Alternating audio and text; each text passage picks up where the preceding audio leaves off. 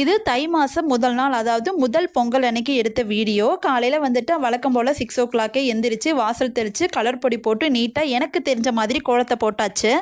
Morning பிரேக்ஃபாஸ்ட்டுக்கு தோசை, அது கூட தக்காளி சட்னி, கொஞ்சமாக தேங்காய் சட்னி பண்ணி பிரேக்ஃபாஸ்ட்டை வந்து கம்ப்ளீட் பண்ணியாச்சு. சைட் பை சைடாக கொஞ்சம் வெண்ணையும் எடுத்து வச்சுக்கிட்டேன் ஊருக்கு வர்றப்ப கொண்டு வர்றதுக்கு.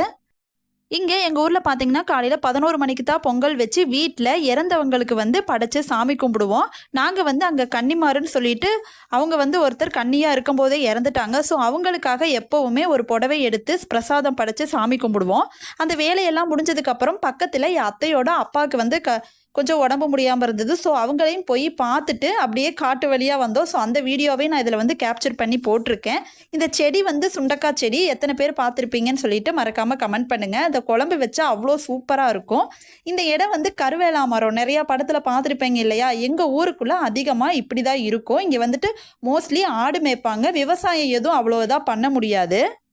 தைப்பொங்கல் முதல் நாள் அன்னைக்கு அங்கே மற்ற கிராமங்கள்லேருந்து கொண்டு வந்த காளைங்களை அவுத்து விட்டு கொஞ்சம் நேரம் ஓட விடுவாங்க. அதுக்கப்புறமா இந்த ஃபங்க்ஷன் வந்து ரொம்ப ஸ்பெஷலு.